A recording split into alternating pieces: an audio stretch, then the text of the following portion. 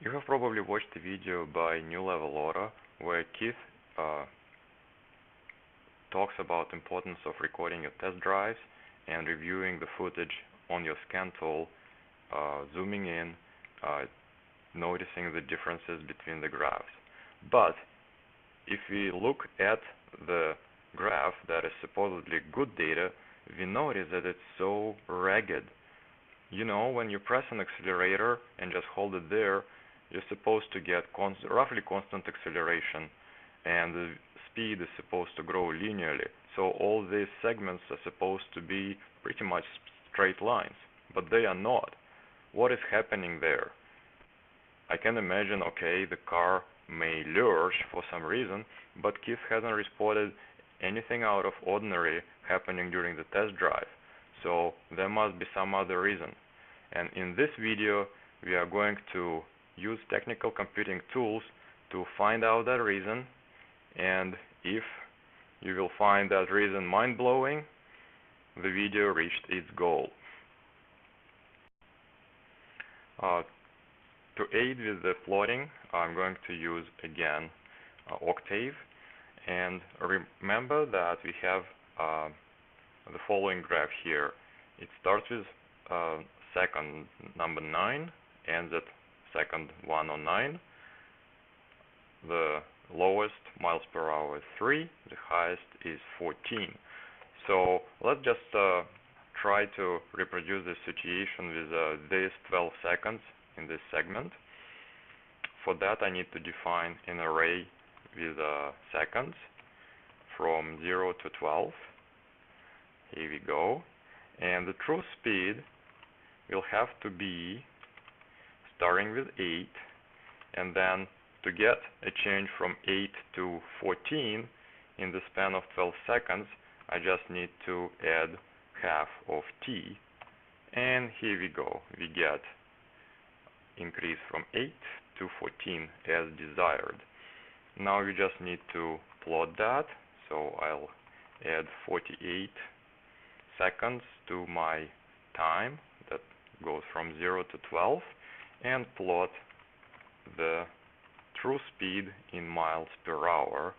Remember that I need to set special axis going from 9 seconds to 109, and the miles per hour range will be from 3 to 15.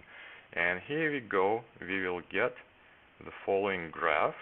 Let's compare it to what we have on a scan tool. Okay, so this is close enough. This ideal true speed that ideally we would see on a perfect scan tool. This is not what we see on the actual scan tool, so let's go further. Let's recall how the scan tool gets the speed.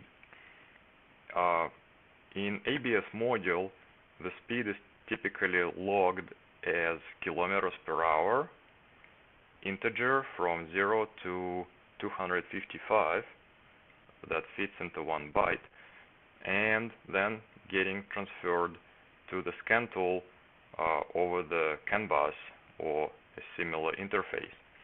So, in fact, the speed is in kilometers per hour. So let's just try to do the corresponding change.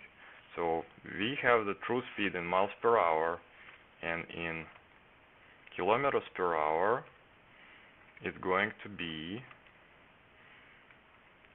just 1.6 times bigger. When the scan tool receives that value, it rounds it to integer. So Verus will see this. If it tries to then plot it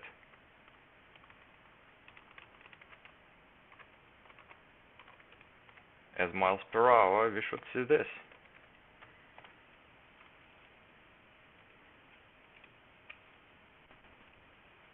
Let's compare Okay, so it's not a straight line anymore. It has some little zigzags, but they're fairly small. That doesn't look too bad. So something else going on. What can it be? Well, look here. We have the value for the speed, 9 miles per hour, and it's integer. So, when Verus receives the data in kilometers per hour, it converts them into miles per hour, and then it rounds them again. Wow, this is an interesting consideration. So, well, let's try what it would look like on in Octave. So, let's say we have Verus miles per hour that it receives. It will be the kilometer per hours, and we have to divide by 1.6 and round that. Okay, let's plot that.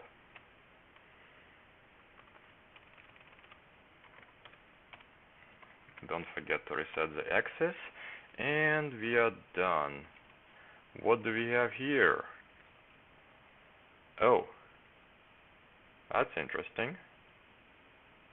So we see that we observe roughly the same shape here, with the sudden steps, which are kind of jumping 2 miles per hour at a time, fairly well resembling what we see on the scan tool. It doesn't exactly look like the straight line anymore. And this is the reason why it's happening.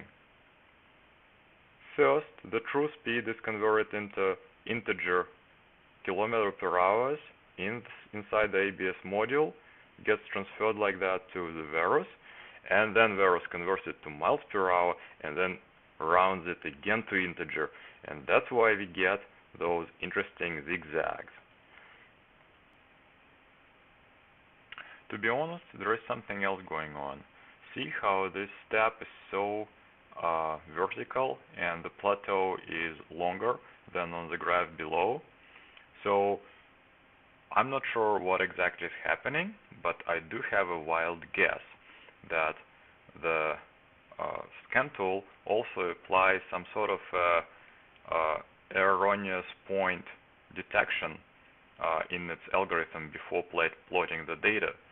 To get such a graph, what would happen is the scan tool sees a few points that are constant, and then when a new different point arrives, it doesn't switch to the new point right away.